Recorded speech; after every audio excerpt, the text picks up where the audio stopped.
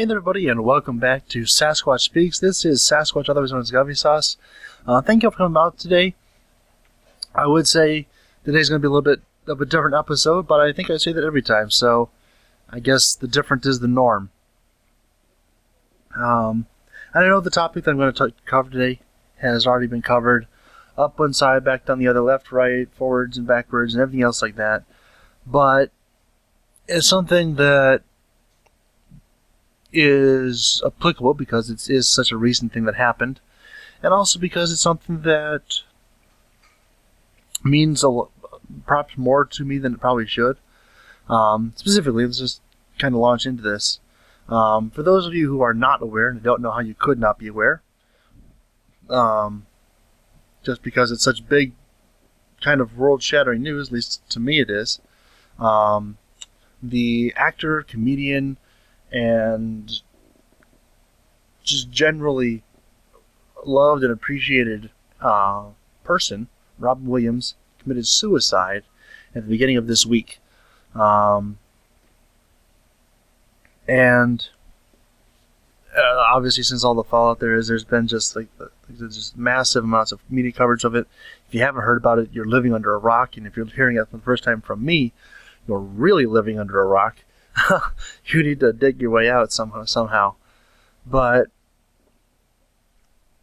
I found this interesting when not just because Robin Williams, like I said, is a great actor. I remember all the okay, I'm going to start by reminiscing a little bit about some of the times that I spent with him. I didn't ever know him.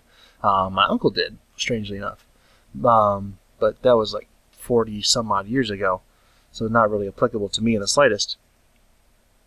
But what's interesting is Robin Williams as an actor. Let's start there.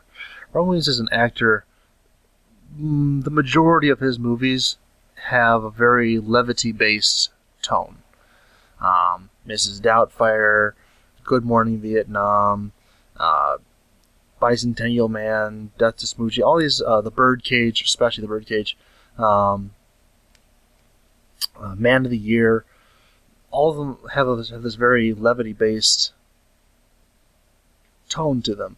But in spite of that, he maintained this sort of balance that I don't think anyone else has ever quite come close to, where, yes, he was being funny, and he was the funny man, and he cracked all the jokes, and he was very, very good at what he did in terms of his craft. I would go so far as to say that there probably never was before him, nor shall there ever be after him, someone who quite captured that unique balance between the funny and the deathly serious. And he portrayed that in such a poignant way that even as a young kid, most people my age, their first exposure to Robin Williams as an actor would have probably been Aladdin. He was the genie, and he did that for all three of the movies there, and he did a lot of voice work for everything else, for a bunch of other animated movies. But my first experience with Robin Williams was actually not the movie Aladdin, but the movie Mrs. Doubtfire. And I think I saw that movie let me see, how old would I have been? Probably like 93 or 94. I don't actually know when it came out. I think it was like just at the end of the 80s when it came out. So they were just starting to get into like the early 90s weirdness. But I remember seeing that movie as a very young child, and of course I laughed at the funny situation. Oh, he's a man dressed as a woman. It was the hello. He pops his face in a cake and comes up all covered in buttercream and drops it in the lady's tea, and it's a hilarious movie.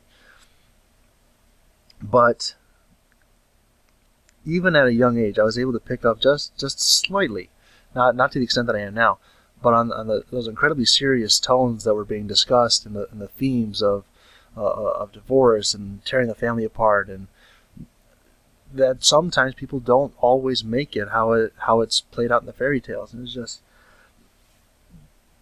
it was mind-boggling to me because I grew up in a family where my parents didn't get divorced, and in America that's actually the exception rather than the rule, just based on the averages. I think it's like 49% stay married and 51% get divorced, which is a problem that needs to get fixed. But I am not going to provide speculation on that right now because it's not the focus. But like I said, he did it in such a way that he could capture an audience at any age and convey to them his perspective on whatever the topic was.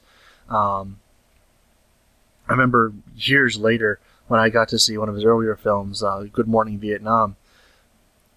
The whole first half of the movie is just a gigantic string of jokes, and you're half falling out of your chair. You're laughing so hard that this is amazing comedian who's just given basically free rein to say whatever he wants. And then there's this sudden shift, and it goes from the lighthearted and the appeal and helping out the troops and maintaining their morale to just there's this bombing in the middle of the movie, and there's blood and guts in the streets, and all of a sudden he's just struck by how wrong it is of everything that's going on around him, and he basically just takes over his radio station, starts reading off classified documents he's not supposed to, and unredacted and all that kind of stuff, and breaking the rules. And he thinks he thinks, okay, well, this is the way that I have to fix the problem. This is what I have to do in order to make things right. And although he recognizes he's correct in his nobility there, he realizes that if he continues to do that, he won't be doing it for very long, and that the people that he's actually there to help are not actually being helped by that. And what he really need to do is just get back to that core value, the core of what he was brought there for, to bring a little bit of brightness and hope into that situation, not to change it, so to speak, but to be able to just go in and say, hey, this is a bad situation, but elsewhere in the world, or even right here, there can still be something that's good and is pure and is genuine that we can all latch onto. And it's just an amazing actor. One of my favorite movies of all time.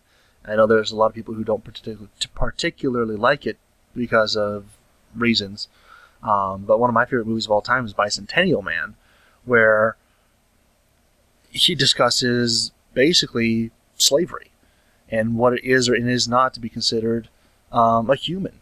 And of course, it's Robin Williams, so there's all that lighthearted and that levity that's injected all the way through it. But those serious overtones are always brought back in such a poignant light. And he's such a good actor and such a talented man that he was able to bring that out for me. And I saw that movie like when I was like 12 or 13, something like that. So it's mind-boggling to me how adept he was to be able to bring that out. Of course, in the wake since he died, there's just been massive outpourings of love for him and all his movies and things like that. And even now, I can just flick on Twitter for 2 minutes, and I'll still see like hundreds of thousands of tweets being sent out every minute in tribute to his legacy. Which kind of brings me to how he died. I mean, the coroner, the autopsy's been released now. He committed suicide. He hung a belt into a door and then wrapped it around his neck and hung himself. Which, to my way of thinking, is a terrible way to go. I mean, not to say there's ever a good way to die, but I'm shocked because, like I said, in all those movies, he always brought out such heart and really a love for what he did. And it's not like he wasn't working anymore. There was plans even to do a Mrs. Doubtfire 2 in like the next couple of years. And all of a sudden, it's just like the most shocking thing that could have happened did. And it's not just that he died, but that he took his own life without any sort of explanation or reasoning, at least not that I've heard of. If any of you have, please put that in the comments down below so that I can get a better handle on this. But as I was reading all like the supportive tweets and stuff, not all of them are supportive. There's a small group of people who should not be breathing our air anymore, who have been communicating quite the opposite. Like I said, those people should not be allowed to have access to nice things because they just break them and ruin them, and just want to ruin everyone else's lives, and I don't particularly like those people or what they do. But for the most part, the majority of the things that are going out right now are just filled with love and caring and just thankfulness for the years of brightness that he brought into everyone's lives. Because I think his working career started like 40 years ago, back in like Mork and Mindy days. I think he was first on Happy Days with the character Mork from Mork, and carried on into his own spin-off program, and then he got into movies and really was able to bring it out and just touched literally millions of lives through his acting career. And as I read through these tweets, I'm like, the thought occurred to me. What if all of this love and outpouring had come just a couple days before? What if, like, for whatever reason, he put out something, maybe he had initiated it, put something out there saying, hey, you know what, I'm feeling kind of down, been kind of a bad day. Anyone out there like Mrs. Doubtfire anymore? And someone comes back, yeah, I remember growing up with that movie. My grandmother, this is my story now, my grandmother showed that to me when I was like 3 or 4 years old, and it was the funniest thing ever. And just really kind of got into me, and to an extent made itself a part of me. His performance, his acting, and really just that genuineness that he brought to all of his movies. And I was just like, what if someone, even if it was just one person, just the day before, had gone, you know what, I grew up on rock. What if it was me? Just, or not saying that I could have been so important or anything that I could have saved someone from me doing that, but what if someone had gone, you know, I just caught it on Netflix or something. Oh, Robin Williams, yeah, he's a really good actor, you know. He really impacted me on that little way, or the dark time I was in. I watched one of his movies, you know, it brightened my mood up a little bit. Maybe realized that everything wasn't so the world wasn't all against me, and or something like that. And just going, hey, you know what? I watched this movie. I watched your performance in it. It was great, and I just want to let you know that really affected me. What if that had happened? What if that had been just enough to turn him back and go, you know what? I am still doing good. I am still impacting people. I am still making people laugh. And it's just like, oh. But again, things are in the past. We cannot change them.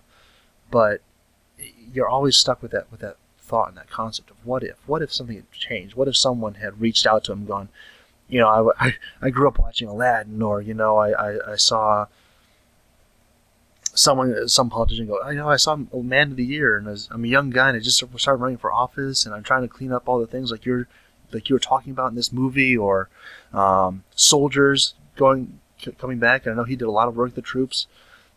Personally, he went over there and did all sorts of comedy sets for them.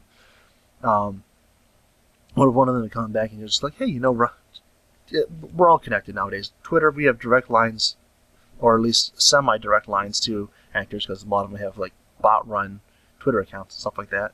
But what if someone just come back, you know, hey, you know what?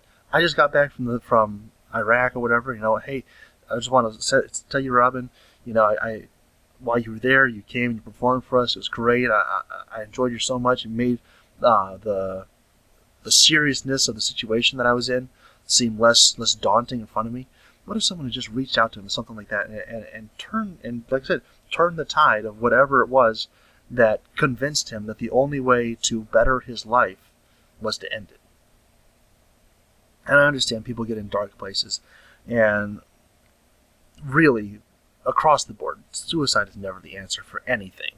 It doesn't help you. It doesn't help any of your family. It just brings so much sadness to what is apparently already a bad situation. If you get to a point where you are in, you would even think the word, then there's something wrong there. But committing it and carrying out the act is really just going to make it so much worse for everyone else I mean, it's not like, oh, you're going to create such a burden on them. But, and again, I'm a Christian, so I don't, from a biblical standpoint, I cannot in any way, shape, or form even understand how anyone would ever think of that as a positive thing to end life. Because no matter what sort of situation you get in, no matter what it is, at all, whether you've been in a terrible car accident, you broke your neck, and you are paralyzed from the lips down, or something like that, and all you can do is move your eyes. Even then, there's still some small glimmer of hope that you could recover. Something that's like, hey, you know what? Because there's stories all the time of people who overcome the odds and break through like the barriers. Oh, he'll never walk again. Well, they are now. They're not all of them get to full recovery, but they get better than what they are. And it really is true that the only thing that there is no cure for is death. The only thing that you cannot fix is death. And when you get to a point where it's like, okay, well, I'm just going to kill myself, it's wrong. It doesn't help you. It doesn't fix the situation. It doesn't make the problems go away. It just compounds them for the people who are left over. And it's so hard to say this without it sounding like accusatory of people who get into that position or think they've come to that position. But it's really hard to put this into words without sounding either condescending or accusatory or derogatory. But it just needs to be said that there really is a cure for just about everything else in this world other than death. And it saddens me that people, like I said, Robin Williams was one of the most influential people of our time. And that is quite clearly demonstrated with, like I said, the massive amounts of outpouring of appreciation that has gone to him since he died. I mean, people you wouldn't even think of, and I see tweets in foreign languages with the hashtag Robin Williams, rest in peace Robin Williams. People all over the world were affected by him and what he was able to accomplish. And it's sad that he apparently never really understood how big of an impact he did have. I know personally in the last 3 years I was incredibly sick, and I'm not saying that all of that was going to attribute. I'm not going to attribute it at all to him, but one of the things that really helped brighten me up when I was having like a bad day or something is I would go on YouTube and I'd look up old Robin Williams stand-up. Not really old, but just like the last couple of years or something back in the 80s. I guess it is pretty old. So, yeah. But, like I said, it wasn't like a big thing. But it was just a little bit, Hey, you know what? It's not that bad. There's other things going on here. I can kind of look on the bright side. That's Monty Python. They always look on the bright side of life. Another great group of comedians. But sometimes it's just those little things that make all the difference. It's not necessarily the grand gestures, and I'm not, like I said, I'm not saying that all of the people in the last 4 days, what it's been, had to tweet him the day before or message him or send him a card, or I don't know how you would contact him. I don't even know if he's on Twitter, or he was on Twitter. That's going to get some taking used to. Takes some getting used to. Yeah, that's the right way to say that. But like I said, even if it's just been one person, would that have made the difference? It would be 10 people. Would that have made a difference? Just because, you can't. He's Robin Williams. He's been in just about everything. He's not hurting financially. I believe he has a pretty good relationship with both of his kids. I think he was still married to his wife. I'm not entirely sure. I didn't do a lot of research about this. I know he overcame alcoholism and a couple other addictions and things like that. He all his life he was the overcomer. He played the overcomer. He overcame the odds. He overcame the system, the objections, every obstacle that was thrown at him. I mean, this was who he was. This was the part that he played. This was the character that became the man. Life imitating art. Or art imitating life. However you wanted to twist that, he was. And I'm just in shock, really, that sort of person, that person who had so much influence and had so much personal victory in his own life, and something could have driven him to that point where it's like, I've had enough. I can't take any more. I'm going to just give it all up.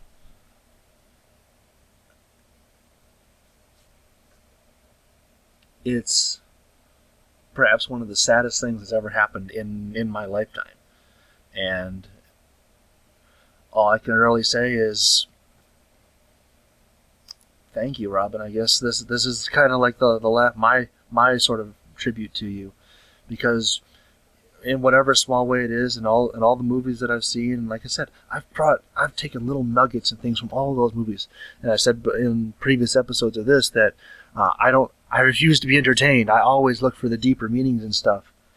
So I've picked up on a lot of those little nuggets and those little things. It's like, hey, there's something here that can be learned and applied to my life. Even in just like a funny movie, he was that good. He was so good at what he did that he could teach people basically the ultimate meaning of life in a 2-hour movie where he basically just cracked jokes the whole time. He could do that. And a person with that much ability and that much reason to have such self-respect and self-worth was brought to such a low point. And like I said, it's personally, I won't say it's devastating, but it shakes me up. It genuinely does, because I like I said, I have such great respect for the man he was and the work that he did. And if we are a combination of all the choices that we make and the influences that we have in our life, then a part of who I am right now is because of the massive amounts of Robin Williams media that I have consumed over my almost 24 years. So yeah. Again, thank you, Robin. Thank you for what you've done. And to my viewers, I apologize for the more somber note. I mean, I am apparently the king of somber. I don't have a funny bone in me anywhere. I am perhaps his antithesis. So I apologize for being so serious again. This was not the video I had planned for this week, but it was something that struck me. And so, just to all of you, remember, really, there is no cure for dead. You can fix anything else in your life through something. As long as there's a chance for human ingenuity to exist, there is a fix for it. As long as there's a chance for human drive and will to exist within that situation, there is a fix for it.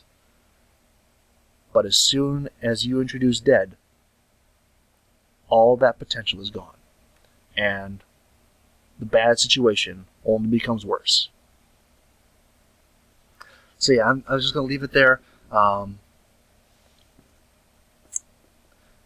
Again, I apologize for the more somber, the even more somber setting and the more somber mood, but this was something that I had to get off my chest, and I thank you for listening to it, and hopefully we'll see you back tomorrow.